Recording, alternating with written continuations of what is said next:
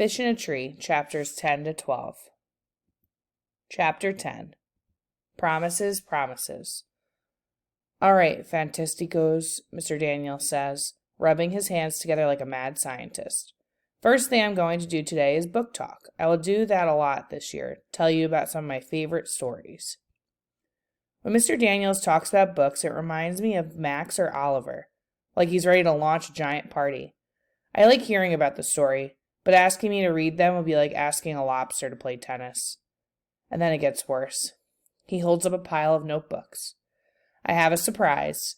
I have a brand new writing journal for each of you, which you will write in every day. Oh no, I'd rather eat grass. But here's the thing. I will sometimes give you a topic, but not very often. And I will never ever, even if an evil sorcerer threatens to turn all of my correcting pens into clear ink, correct your work. Huh? They will never be graded. They will never be corrected. And most days I won't tell you what to write about. You may write about your life, sports, the country of Bulgaria, your favorite kind of soap, books you like, books you don't like, anything. Wow, I wonder if he's delirious. No correcting anything we want. This is too good to be true. I know something is coming. There are only a couple of rules. Ah, there they are, the rules. You must put pencil to paper and do something, and I will often answer with a sentence or two. Right back, Oliver asks. Can we grade you? Mr. Daniels laughs. We're not going to grade at all, Oliver. This is about communication, self-expression, not measurements. Can we ask you questions? Max asks. Sure, he says, passing out the notebooks. Mine is yellow, a little too nice color for a writing thing. Can I write about football? Max asks. Anything you want. This is going to be great, Oliver yells. I'm going to ask for answers to the tests and for extra recesses and unlimited ketchup in the cafeteria. Well, Mr. Daniels begins. As I said, you can ask whatever you want, he smiles at Oliver. So open up those notebooks now and add your first entry and make it you. This journal is yours, so an introduction to you may be a good thing, no matter how you choose to express that. Keisha begins writing while Albert stares at a blank page. The room is filled with sounds of pencil scratching. Suki is rubbing one of her blocks with her thumb. I wonder if she's thinking about her grandfather. I see a mind movie of me walking through a forest of alphabet blocks stacked up on top of each other. They sway like trees in the wind, and I worry that they will come crashing down on me. I think about drawing that, but decide to color a big 3-dimensional cube with dark black sides. He said we could do anything. I want to see if he means it. The next day, Mr. Daniels holds my journal open to the page where I drew a black cube. I figured he wouldn't let that go. He holds his palm facing me and says, I know. I said I'd never correct you, and I'm not going to. I'm just wondering if you would mind telling me what this means. Do you like the color black, or does it mean something? Either way, it's okay. I think of the kinds of things that might make him mad, and remember how he said a person can be too good at the wrong things. Maybe I don't want to get in trouble this time. It's a picture of a dark room. Oh, why would you draw a picture of a dark room? He looks so serious now. It was supposed to be something about us. Why would a dark room have something to do with you, Allie? His voice is soft, really soft. I swallow hard. Because in a dark room, no one could see me. He stares down at my black cube. Then he clears his throat before looking back up. Okay, thank you for being honest, Allie. I'm so relieved he isn't mad. Allie, he pauses. Can you tell me why you don't want to be seen? I think it would be easier to be invisible. Why? I shrug. I want to give him my answer, but I have both too many words and not enough. He nods slowly. Well, he says, I'm glad you're not invisible, Allie, because this class wouldn't be the same without you. I don't believe him, but it makes me happy he said it. I realize looking at him that at all this time, I haven't been looking teachers in the face. I've been staring into their stomachs while I sit at my desk and they tell me things that are wrong with me. But now, on top of all the other big wishes that I carry around, I have one more. I want to impress Mr. Daniels with every tiny little piece of myself. I just want him to like me. Chapter 11. Scrambled egg. When we come into the classroom, Mr. Daniels makes an announcement. Attention, Fantasticos. We have brand new Fantastico seats, so find yours and settle in. Jessica's sitting next to Suki, staring at Shay like their separation is a great injustice. It turns out that I'm sitting in the front row next to Keisha, the girl who can bake and write at the same time, while I can't do either. We don't speak all morning. I can't stop worrying that she doesn't like me. When she finally glances at me, I blurt out, "I don't mind being your friend." Keisha looks annoyed. "You don't have to do me any favors."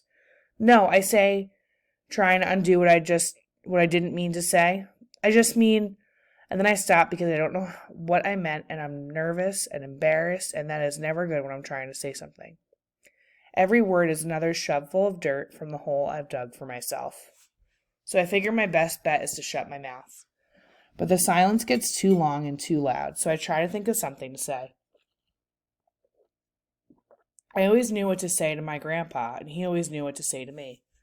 I wish he were here to whisper in my ear, and then I think of Alice and how she argued with Humpty Dumpty without using the right words. I turn to Keisha and blurt out, "Do you like eggs?"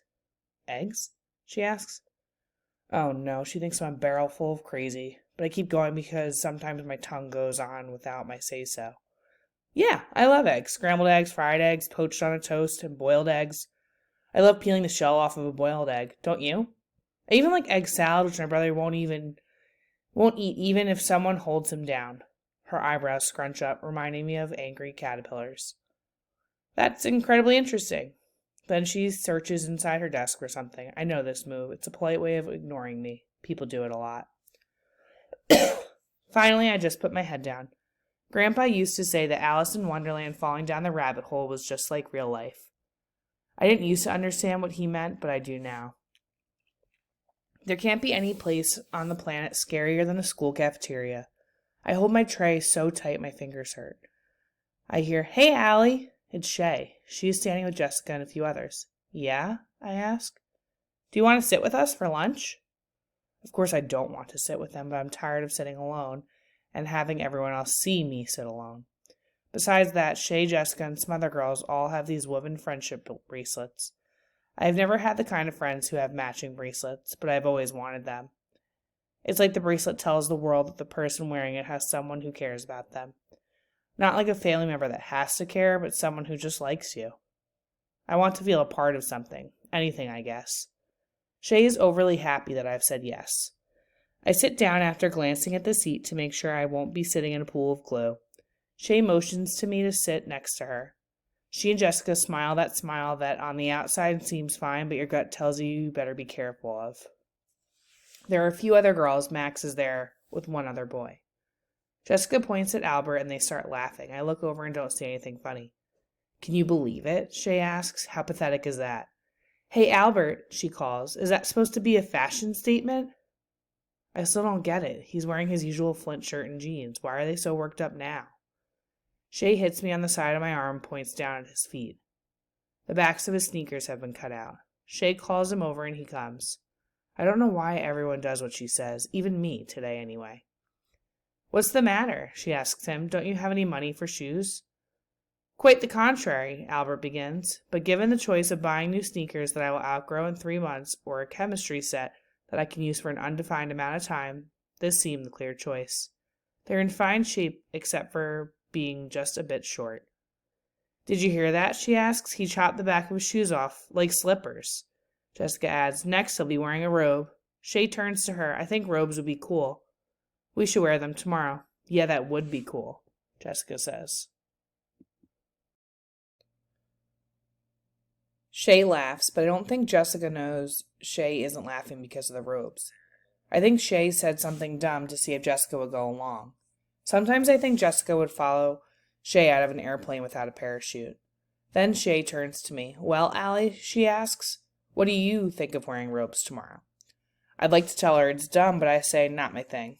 "Is that so? Well, what do you think of Albert and his slippers?" I feel like I'm in one of those old detective movies that Grandpa loved, in a crammed, small room under a bright light, being asked a question I don't want to answer. The thought to stick up for him goes through my head, but it doesn't seem like the right answer for Shay. "They're pretty dopey," I say. "What a weirdo, huh?" I've made Shay happy. I feel terrible. And I know that I'm going to feel even worse when the shade comes down over Albert's face when he looks sad. But that never comes. He just stands there eating Doritos and studying us like we're lab mice. I think it curious that you worry about what I have in my feet when the three of you are wearing red shirts. Not a wise color. Red is the color of stoplights and signs, bad wounds, warning lights, and the most severe of sunburns. It represents red alerts and high fevers. Red numbers show a loss in accounting. Red represents danger. I think of all the red marks that cover my papers from teachers. How I hate to get them back. Jessica laughs loudest. What a weirdo, Albert. Furthermore, he says, any crew of Star Trek, Starship, Enterprise who wears a red shirt never appears in another episode. Frankly, I think you've made poor choices.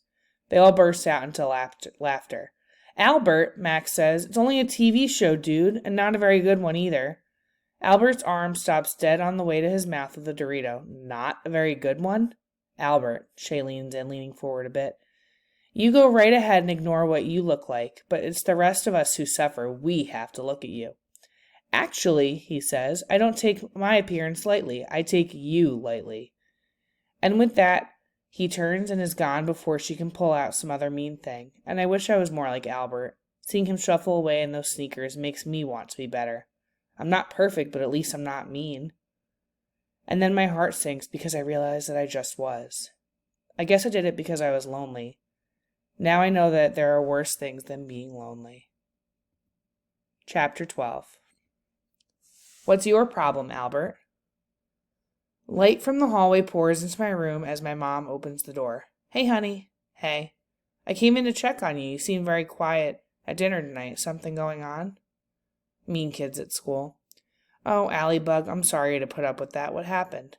Well, the kids who were mean? Yeah. I was kind of one of them. Oh, she says with a sigh. I'm surprised by that, Allie. Tell me what happened. Those girls that came into Peterson's that time, well, they asked me to have lunch with them. I sat at their table, but then they started being mean to this kid named Albert about his clothes. I look up into her eyes and I went along with it. I feel bad about it. My mom brushes my forehead with her fingertips. You're not a little girl anymore, Allie. So it's not too soon to decide what kind of person you want to be. Of course I know what kind of person you are, and I love you for it, she kisses my forehead. You made a mistake, everyone does. Just do your best to make it right. That's all. The words I'm sorry are powerful ones. Yeah, okay, I'll make it right with him. That's my girl, she says, kissing my forehead one more time before leaving. The next morning at school, I'm wondering how I can make things right with Albert. I'm drawing a pigeon wedding in my sketchbook. I don't know that Keisha is standing behind me. You drew that? I move my arm to cover it. Why would you cover it? If I could draw like that, I'd put a commercial on TV about it. Thanks, I mumble. I don't know why I'm embarrassed, but I am. Keisha sits in her chair as I stare at her head full of thin braids, thinking it must take 3 days to do all that. So beautiful. I just love it. Not like my boring hair that just hangs there. I reach out to touch her hair. She turns toward me all of a sudden. What are you doing? Oh, sorry, there was a mosquito. Sometimes I can't believe the things I do. It's like my arm has its own brain. Uh-huh, Keisha says. Just then, Albert walks in. He looks upset. I want to be able to tell my mom that I made things right with him, so I go over. Albert, are you okay? I ask, wondering if he'll tell me to strap myself to a rocket and light the fuse. I have a problem. I'm sorry about the cafeteria thing, I blurt out. His eyebrows raised. That didn't bother me. No need to apologize. It didn't bother you to have a table full of people make fun of you? You're kidding. Why would I be kidding? Can it be he really doesn't care what people think of him? We just stare at each other. If that didn't bother him at all, and this new problem really does, then it must be really bad. Maybe it has to do with the bruises he has all the time. Can I help? I ask. No offense, but I don't really think so. Okay, I mumble. It's just a problem I can't get out of my head. I feel like I won't be able to relax until I find an answer. Do you want to talk about it? I know sometimes when I have a problem, I talk it out with my brother or my mom. Even if I don't find an answer, I feel better anyway. Well, I wait. I've just been wondering, if an insect is flying inside a moving train car, is it traveling faster than the train itself? And if the insect flies in the opposite direction that the train is moving in, is then traveling more slowly than the train. Obviously, if the fly is on the wall, it's moving at the same speed, as long as it isn't walking. But the movement within movement is a puzzle to me. Oh. He turns to me, a little tense. You can see the problem here. He doesn't ask, he tells. I know he doesn't really think I can help. Who knows if I could possibly figure out the science part of what he's talking about, but my mind shows me that the insect in the train car. It's a dragonfly with brilliant greenish blue wings and tiny goggles over its eyes. The car is old with dark wood walls and dark green curtains, like from Grandpa's westerns. And the people have old-fashioned clothes. I see them like they're with me now. Some of the men are sleeping. One is waving the dragonfly off with a newspaper, not even noticing its tiny goggles. Ladies with the most beautiful dresses sit there too. I see a girl who is with her mother, and her mother keeps asking the girl if she is enjoying the ride, and the girl keeps saying yes, being sure to have a happy-sounding voice. I don't know everything about that girl, but I do know that she has a lot more to worry about than an insect on a train. She doesn't fit in. She's all dressed up in fancy clothes and has to pretend to be someone she's not. She wants to muck around, help build fences. She wants to ride a horse the real way, not side saddle like her mother insists. When I come back from my mind movie, Albert has already walked away. But I don't care. I can't help thinking about the girl on the train and how she feels. Like she wants to do so much, but she's held back. And it makes her feel heavy and angry, like she's dragging a concrete block around all the time. I'd like to help her break free from that.